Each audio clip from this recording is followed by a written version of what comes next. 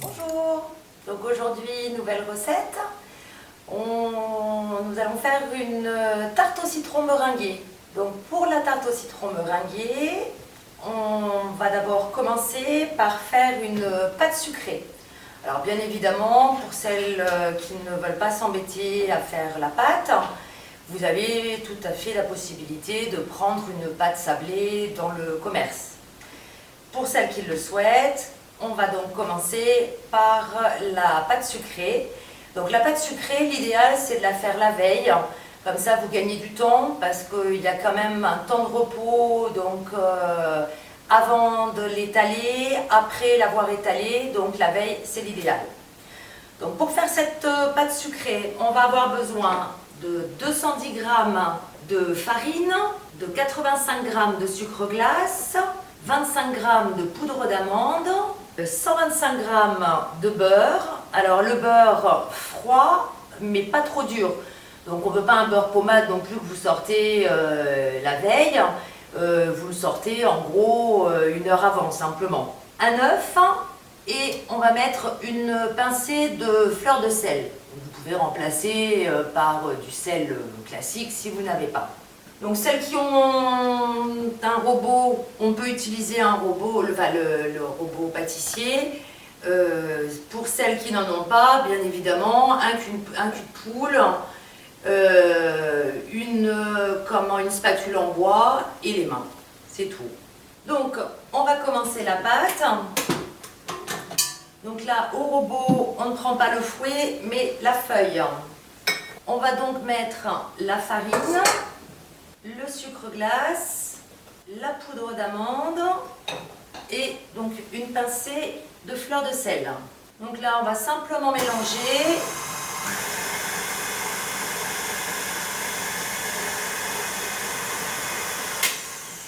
Voilà, c'est suffisant, c'est simplement le temps de mélanger les poudres. Et on va venir ajouter notre beurre. Voilà. Donc on mélange donc succinctement le beurre. Ça n'a pas besoin d'être entièrement intégré. Ça va finir avec l'œuf. Donc l'œuf, on le base simplement un peu avant. Voilà, on vient donc ajouter l'œuf là-dessus. On va mélanger à nouveau dans le robot.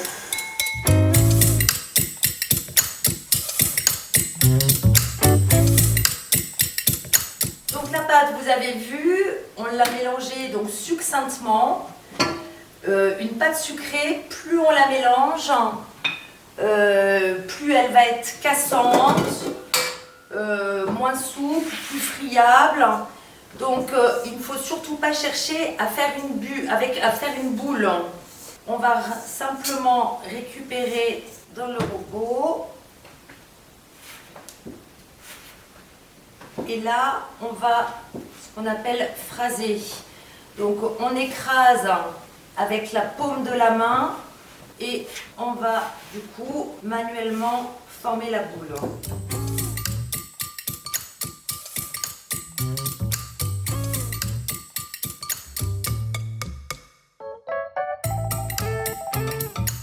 Donc on ne va pas plus travailler la pâte, on va la mettre dans un film alimentaire et on va la mettre au frigo pendant au moins 2 heures.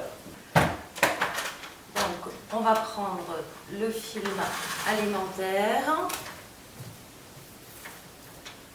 on va poser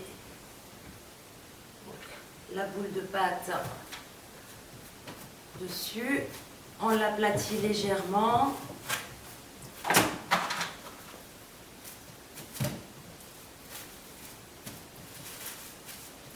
Et c'est parti pour 2 heures au réfrigérateur. Donc voilà notre pâte sucrée qui a passé donc 2 heures au réfrigérateur. On va donc maintenant l'étaler. Alors moi j'ai mis une feuille de papier sulfurisé. On peut mettre un tout petit peu de farine en plus pour éviter que ça colle.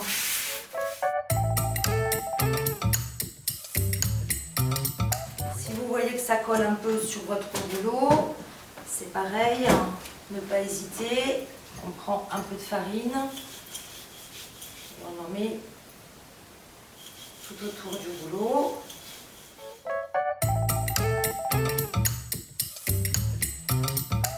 Si au bout d'un moment, vous voyez que ça colle vraiment de trop, dans ces cas-là, c'est que votre pâte est devenue trop chaude.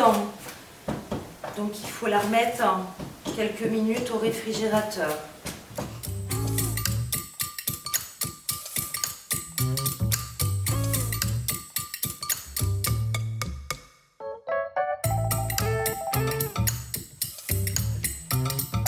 Voilà, donc de temps en temps, on pose le cercle dessus. Donc moi, j'ai utilisé un cercle de 26 cm. Après, si vous n'avez pas de cercle, vous pouvez très bien utiliser un moule à tarte classique.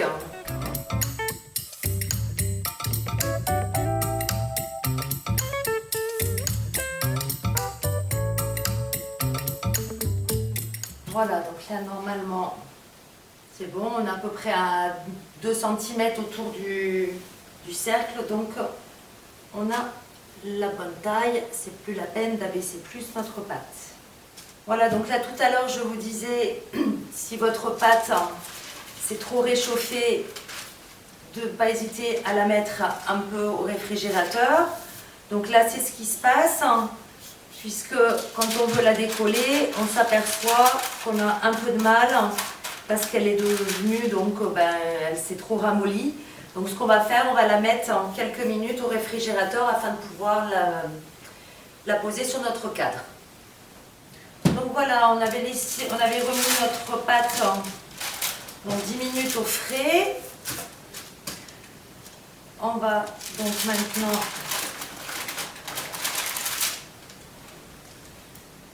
la poser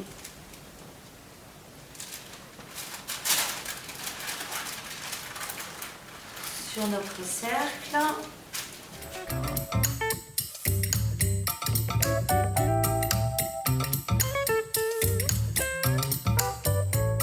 L'avantage d'une pâte sucrée, c'est que si jamais elle casse, vous pouvez donc sans problème la colmater après. Donc là, on l'a déposée sur notre cercle, on va donc la foncer. Donc on soulève simplement les bords et avec le doigt, on va aller la coller sur la paroi. Donc là, on a bien fait tout le tour. On rabat légèrement les bords et avec son rouleau, on va venir couper le surplus de pâte.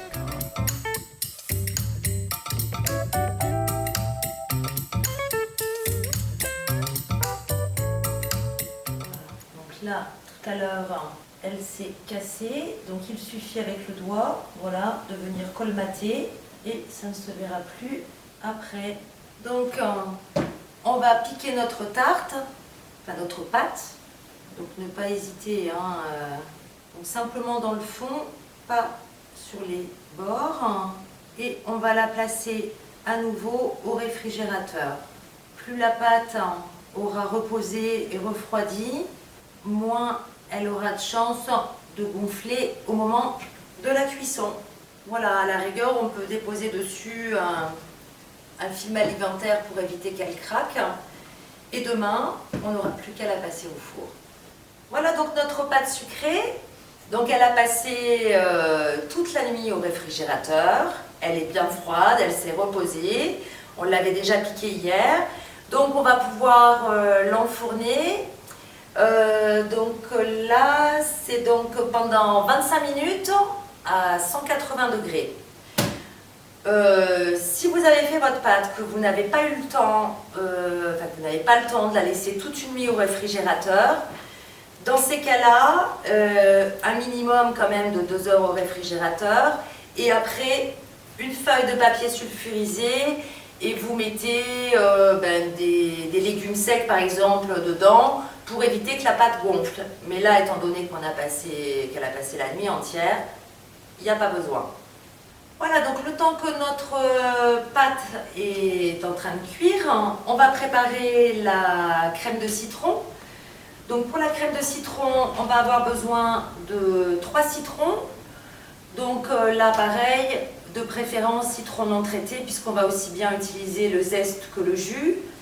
2 œufs, 135 g de sucre et 165 g de beurre pommade. Donc on va commencer par les citrons.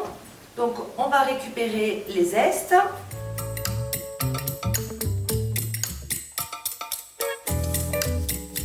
Voilà, donc là on a récupéré le zeste de tous nos citrons. Alors pour celles qui n'auraient pas de râpe ou de zesteur, simplement récupérer le zeste à la rigueur avec un économe et puis après les couper un peu au couteau. Donc là on va récupérer le jus de nos citrons et on va mettre à chauffer quelques instants, tout simplement pour laisser infuser un peu le zeste.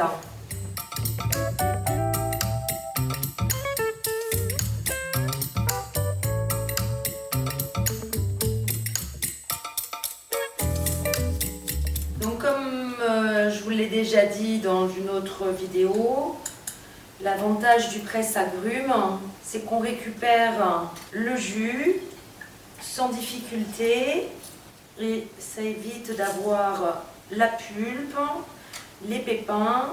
Alors en fonction, des fois on peut remettre directement 2, presser encore un peu pour récupérer s'il en reste. Donc là on va mettre quelques minutes à chauffer pour infuser.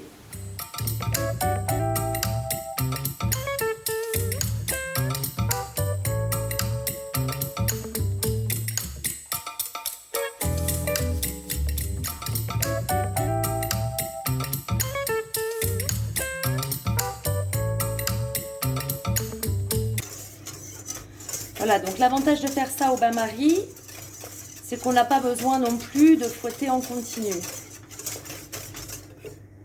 Voilà, on laisse chauffer et de temps en temps on peut faire autre chose en même temps. Et de temps en temps on revient fouetter à nouveau. Voilà, donc là notre crème a épaissi. On va pouvoir la retirer du bain-marie. Donc voilà, on a laissé refroidir quelques minutes. On va pouvoir donc ajouter le beurre. Donc le beurre, on va l'ajouter en plusieurs fois.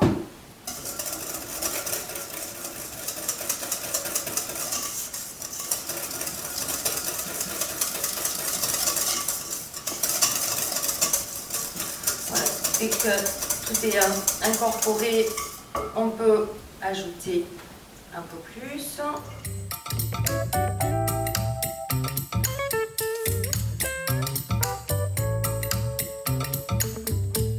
Voilà, donc là notre beurre est incorporé entièrement. Donc ça paraît encore un peu liquide, mais à refroidir, ça va épaissir sans problème.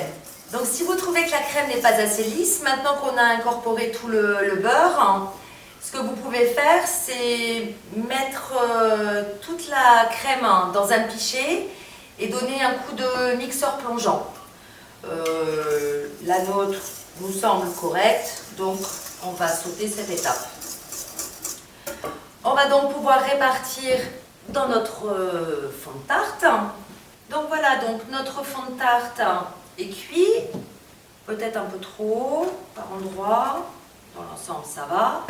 Donc on va prendre avec un petit tamis, on va venir frotter donc notre fond de tarte pour enlever donc les petites imperfections et le rendre plus lisse.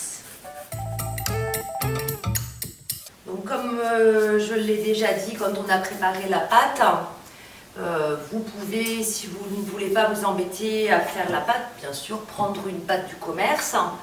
Et pour celles qui n'ont pas de cercle et qui ont l'habitude de travailler avec un moule à tarte traditionnel ou un moule à tarte en silicone, ça fonctionne très bien également.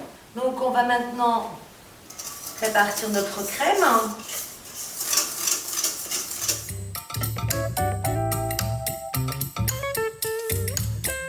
Donc l'avantage d'étaler la crème de citron quand elle est encore chaude, c'est que ça s'étale tout seul. On n'a pas besoin de prendre de spatule À la rigueur, vous secouez un petit peu et elle est déjà répartie uniformément dans tout le fond de tarte.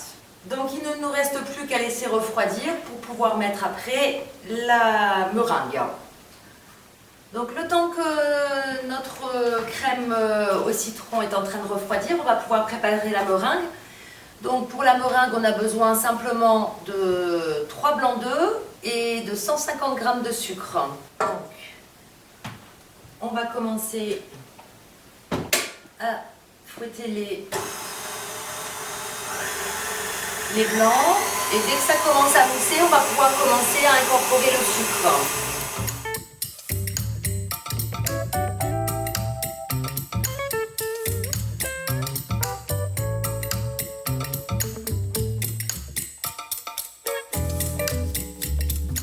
Donc voilà, la meringue est terminée. Donc la texture que vous devez avoir, hein, ça doit vous faire ce qu'on appelle les becs d'oiseau. Donc, on a mis donc une douille cannelée. Si vous n'avez pas trop l'habitude de la poche à douille, évitez de la remplir de trop. Il vaut mieux en rajouter, mais c'est plus facile à manipuler si elle n'est pas entièrement pleine. Voilà, et donc là, il ne nous reste plus qu'à pocher notre tarte.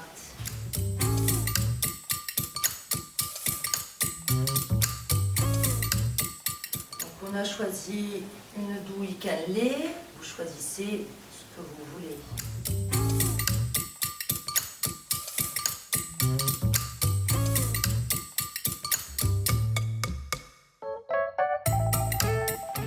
Voilà, donc on a fini de pocher notre tarte. Il ne nous reste plus donc à faire dorer la meringue. Donc là, on va le faire au chalumeau.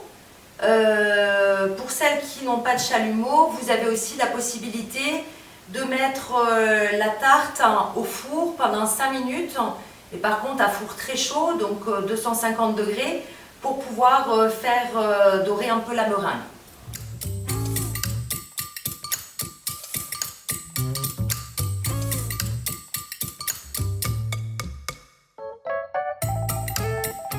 Et voilà, donc notre tarte est terminée. Donc à la rigueur, ce que vous pouvez faire également, c'est rajouter quelques zestes de citron par-dessus. Et vous pouvez parsemer également quelques toutes petites feuilles de menthe ou des petites feuilles de basilic, puisque citron basilic, ça se marie bien également.